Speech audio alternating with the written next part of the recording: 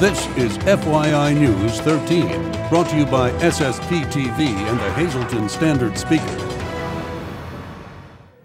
For your information, we have an update on the Downtown Hazleton Alliance for Progress, plus reaction to state gaming money coming to our area. Good evening, everyone, and welcome to FYI News 13. I'm Lisa Sugart, sitting in for Ken Cara, who is on assignment this evening.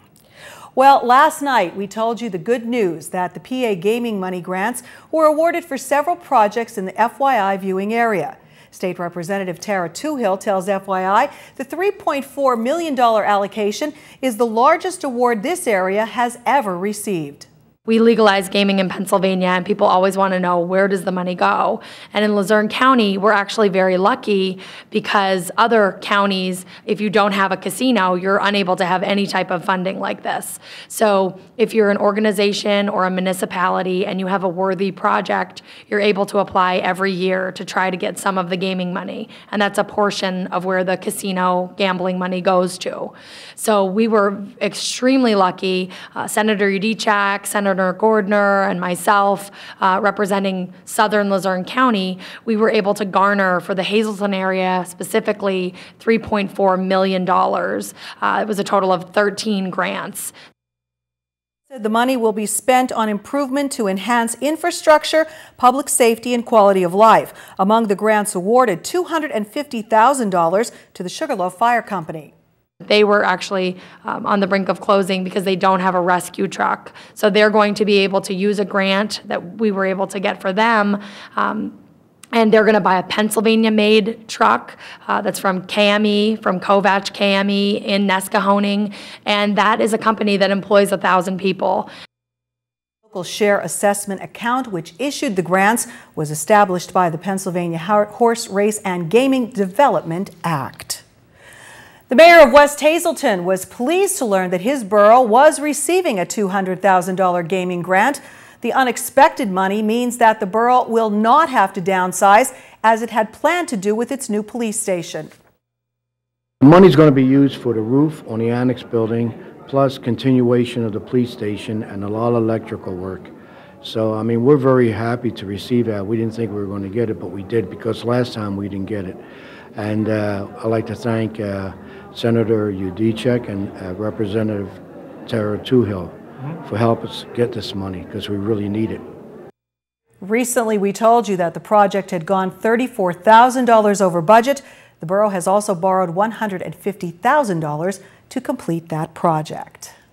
Well, as we told you last night, the city of Hazleton received more than $1.2 million for several projects, including $500,000 to DHD Realty to renovate the Hazleton National Building at Broad and Laurel Streets in downtown Hazleton.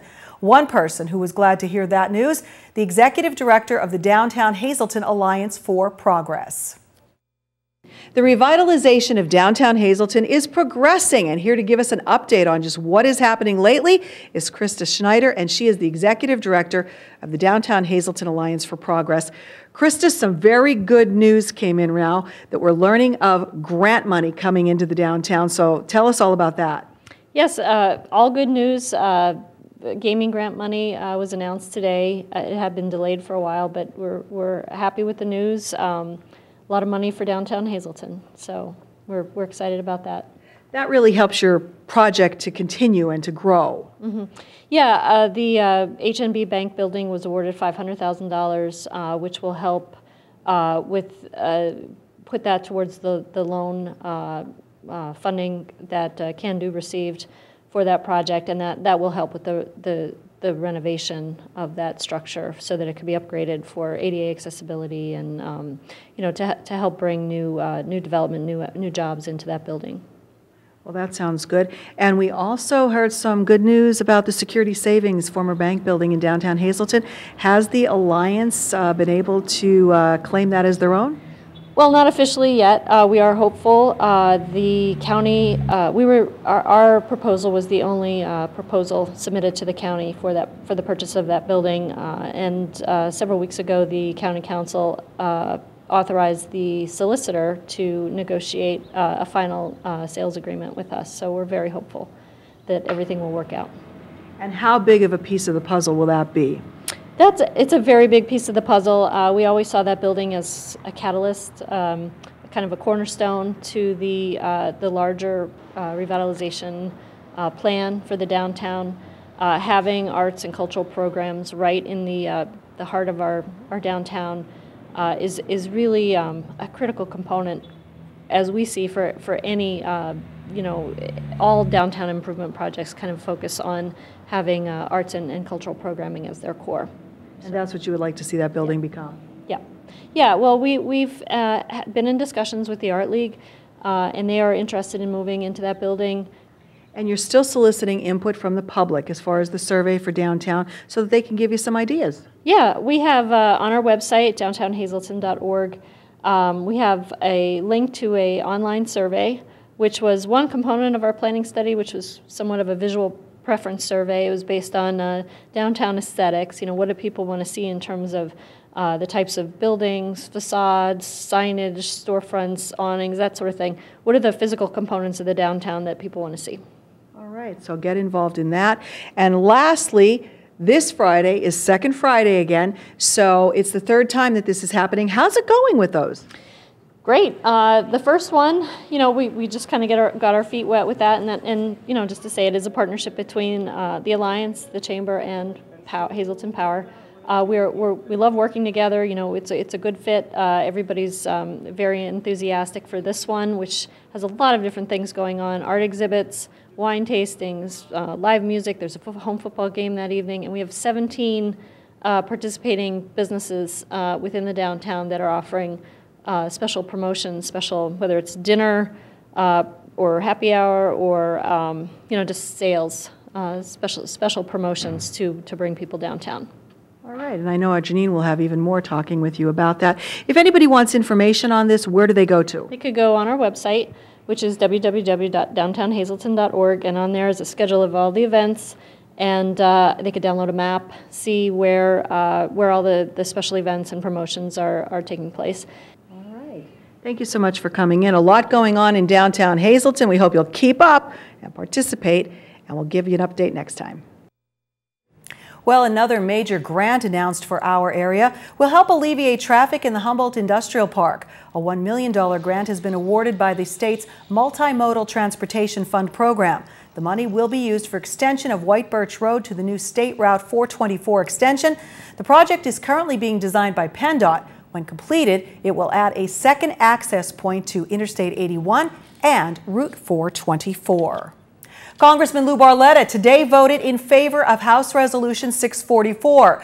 The resolution, which Barletta co-sponsored, condemns and disapproves of the Obama administration's failure to notify Congress before releasing prisoners detained at Guantanamo Bay.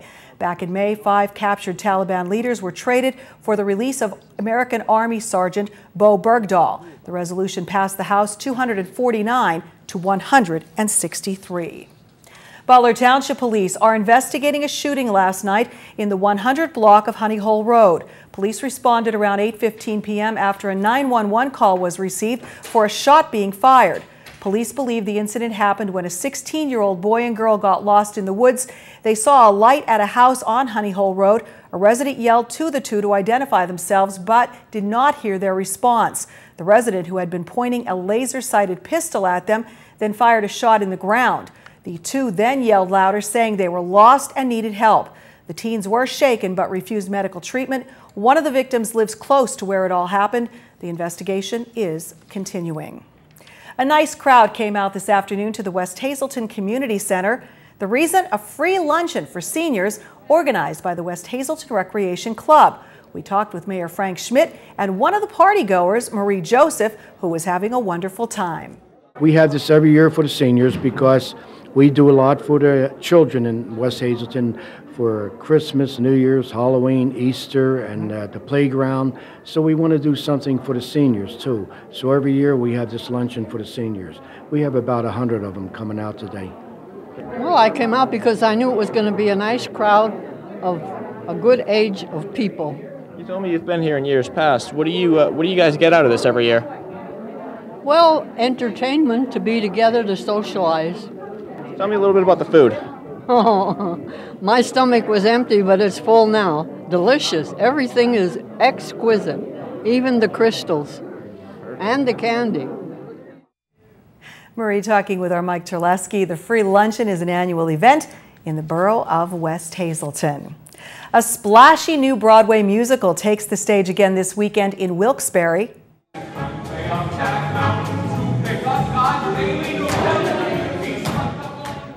That's just a taste of the show-stopping dancing and choreography featured this weekend at the Little Theater in Wilkes-Barre. The curtain goes up Friday, Saturday, and Sunday on NEPA's premiere of Catch Me If You Can, based on the hit DreamWorks film. The show tells the story of Frank Abagnale Jr., a teenager who runs away in search of glamorous life. He successfully poses as a doctor, lawyer, and a pilot. The fabulous new musical is under the direction of Mike Warzinik. Holly Major is musical director and choreography by Samantha Sugart. All tickets are $20. To make a reservation, you could call the number up on your screen or log on to their website. And one lucky viewer will win a pair of tickets courtesy of Little Theater of Wilkes-Barre. So check out our Facebook page at facebook.com/FYI News 13. You could be the winner.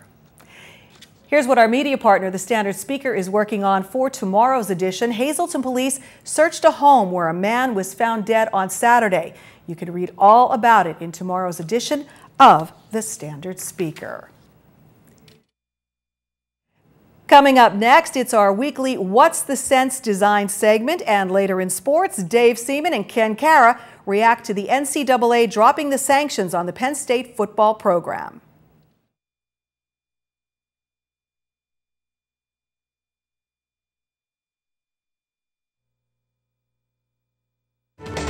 This is FYI News 13, brought to you by SSPTV and the Hazelton Standard Speaker.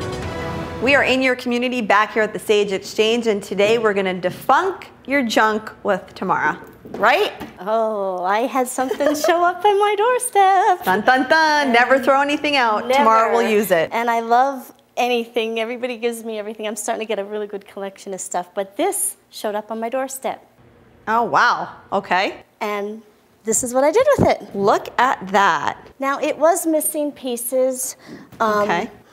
What I did use, I had to glue it together. I used wood glue, and I used the Miss Mustard Seed Milk paint on it. I first did it in the white, and then I did it in the Flow Blue over it, and it came out really cool that it actually gave it like a denim look. I like that. When I was brushing it. And then what I did is I put some hemp oil on it. And coming up in October, I'm going to start teaching these classes. Miss Mustard Seed Paint, I've had 2 or 3 other segments on her. She carries a whole line of milk paint. Okay. And there's all different techniques to her paint. It's very easy to use. It's very, it's like you can't mess it up. Okay, so it's easy to do. It's so easy Now, to the do. directions for all this, are they on your website or on your Facebook page? They are on Miss Mustard Seeds. Okay. Facebook page, or on her website. Or on her website. Okay. But I am going to start having these classes in October. Nice. I'm going to have to take the class. If anyone is interested, let you know. Let me know, and you can sample different colors. Okay. I'll have them, and then I also will have the product here. She does have a hemp oil that if you just have an old piece of furniture that just needs a little life to it, the hemp oil is amazing. That'll pick it up. These are some great ideas. So if you have old items, again, before you get rid of them, you can call the Sage Exchange. You can find Tamara here at 1 o'clock, Monday through Friday until about 6. Or you can check out her Facebook page, which is the Sage Exchange. And next week, what are we going to be talking about? We are going to be talking about more hodgepodge. Okay, we need your hodgepodge here. Join us every Wednesday on FYI. Time now for FYI News 13 weather. Checking out the forecast from the National Weather Service. A little dreary out there today. Tonight, mostly cloudy with a low dipping down to 61 degrees. Then for tomorrow, there's a chance of showers before noon. Otherwise, a chance of showers and thunderstorms between noon and 2. And showers likely, possibly a thunderstorm later on. And some storms could produce gusty winds and heavy rain. with a high near 76. For Thursday night, showers likely mainly before 11. Mostly cloudy down to 54 degrees. Partly sunny on Friday with a high of 66. Partly cloudy on Friday night. Your low getting down to 50 for all the football games. Saturday, a chance of showers, cloudy skies, temperatures near 64. Chance of showers Saturday night with cloudy skies and a low of 47. And then on Sunday, a mostly sunny day with a temperature high of 64 degrees.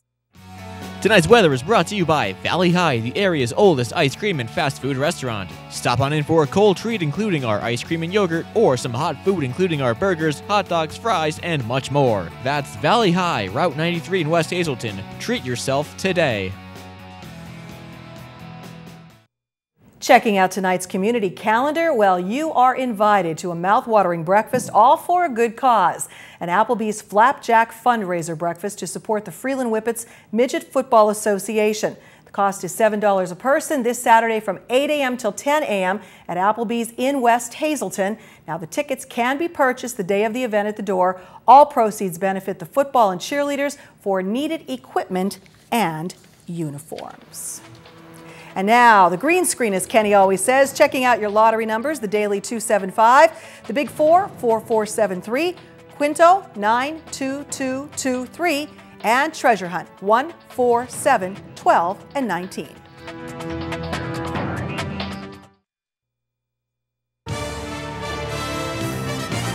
This is FYI News 13 Sports.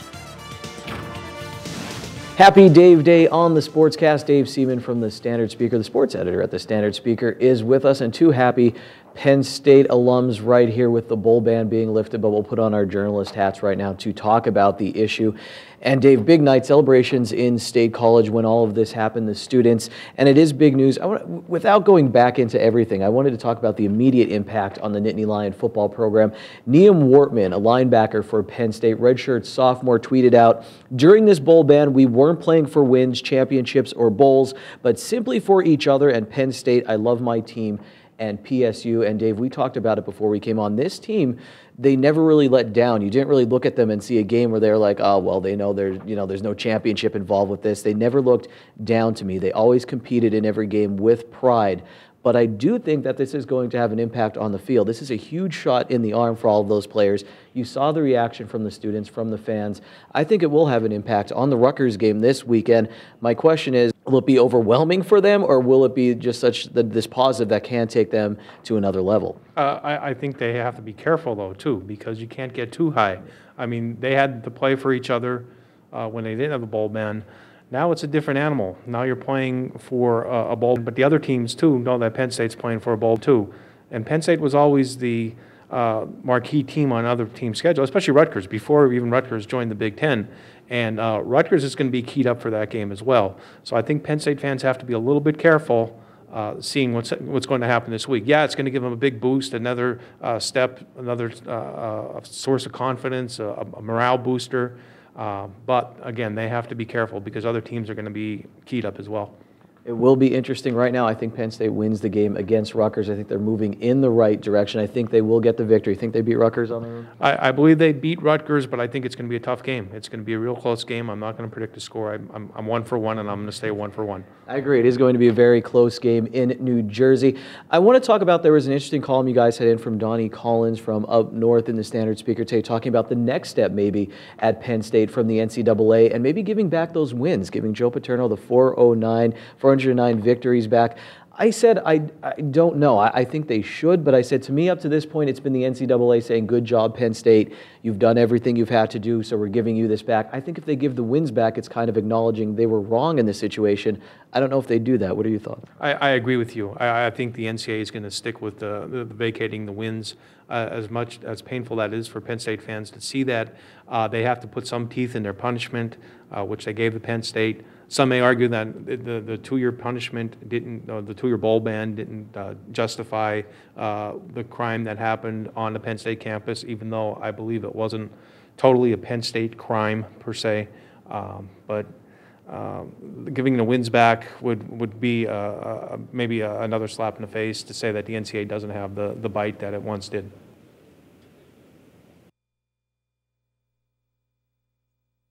It's Wednesday, and here's some delicious alliteration. It's signature steak night at Bottlenecks. All of their signature steaks are only $9.95 plus bottomless soup and salad for only $2.95. Good evening, everyone, and here's tonight's Talk of the Town report. First tonight, happy first birthday to Caden Thomas Casarda. Love from your family and friends. Also tonight, happy birthday to Shirley Howard of Beaver Meadows. Love from your family and friends. Another announcement, Hazelton Trinity Lutheran Church will be holding their annual Peach and Ice Cream Social Saturday from 4 to 6:30 p.m. The church is located on Church and Hemlock Streets, and tickets are just $4. Another announcement, Nespec State Park will be holding the following workshops designed for educators. October 22nd, Growing Up Wild and Project Learning Tree Early Childhood. That's from 9 a.m. to 5 p.m. And on November 20th, they are offering Go Teach GPS Educators Workshop. That's from 9 a.m. to 3 p.m. Registration is required for both events. Call 570-403-2006. And finally, the Carpatho Rusin Society will be hosting Kachera, the award-winning folk ensemble from Slovakia. The event is Tuesday, September 23rd at 6:30 in the Hillcrest Hall in Minersville. Cost is $10 per adult, and students are free. For info, call 570-544-3418. That's tonight's Talk of the Town. News 13 would like to send sincere condolences to the family and friends of these recently departed. Marlene S. Wiegand of Forks Township. Arrangements will be held at the convenience of the family from the Strunk Funeral Home. And Mary Gail Fellon, formerly of Hazelton. Funeral is Saturday at 9:30 a.m. from the Frank J. Bonin Funeral Home. Friends may call Friday from 7 to 9 p.m.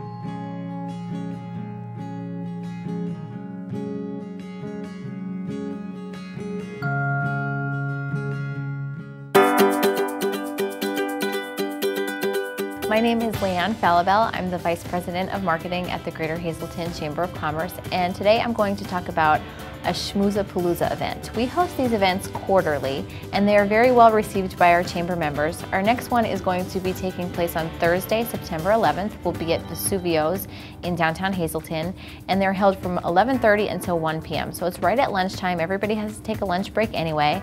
So we encourage our chamber member businesses to take part in these events, and what they are very structured networking events. So everybody really has an opportunity to meet each other one-on-one and introduce themselves, introduce their businesses.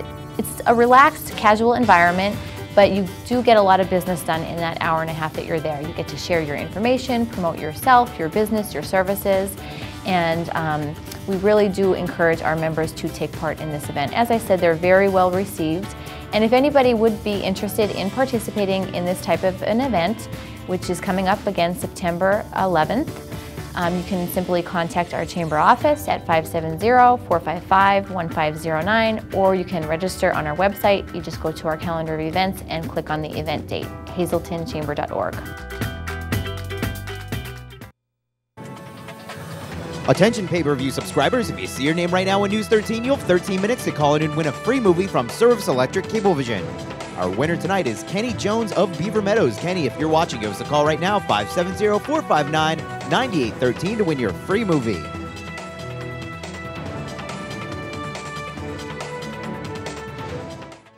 Thank you for watching FYI this evening. Kenny will be back tomorrow, and we will take a look back at 13 years after September 11th. Plus, I'll have a very special interview with a local man who responded to Shanksville, Pennsylvania. It's all coming up tomorrow on FYI. Until then, have a wonderful evening.